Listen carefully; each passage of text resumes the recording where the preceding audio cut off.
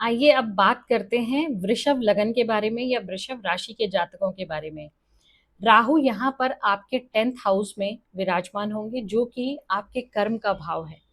यानी कि जो लोग अभी तक थोड़ा सा आलस के कारण कामों में उनके अड़चन आ रहे थे, तो अब राहु देव आपको आराम से बैठने नहीं देंगे। आपको कहेंगे कि आप जो है कर्म करिए ताकि आपको अच्छे रिजल्ट्स मिल सकें।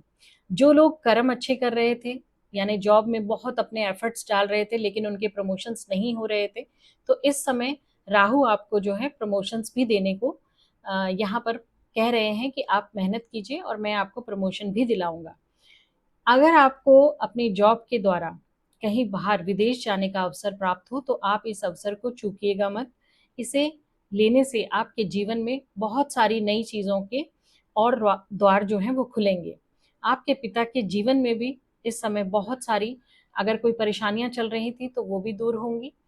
लेकिन आपको इस बात का ध्यान रखना है केतु के कारण कि यदि आपकी फैमिली में फैमिली हिस्ट्री में यदि हार्ट से संबंधित या डायबिटीज से रिलेटेड कुछ भी इशू हैं या किसी को हैं, तो आप भी इस बात का ध्यान रखिएगा कि ये दोनों बीमारियां आप पर हावी ना हो।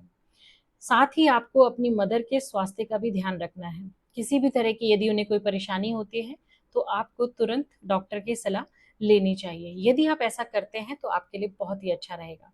उपाय क्या करना चाहिए आपको इन टेंशन से बचने के लिए? तो आपको केसर या फिर केले ये मंदिर में गणेश जी को अर्पित करने चाहिए। गणेश चालीसा का पाठ करना चाहिए। यदि आप ऐसा करते हैं तो आपके जीवन में जो टेंशन्स हैं वो दूर हो जाएंगी। हाँ, एक बात का आपको और विशेष ध्यान रखना है, वो ये कि आप इस समय कोई भी सेकेंड हैंड गाड़ी ना लें।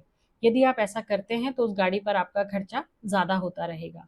और यदि आप इस समय घर लेने के बारे में सोच रहे हैं तो नॉर्थ ईस्ट डायरेक्शन को अवश्य ही जांच लें। यहाँ पर आपको वास्तु डिफेक्ट मिलने के भी चांसेस बन रहे हैं।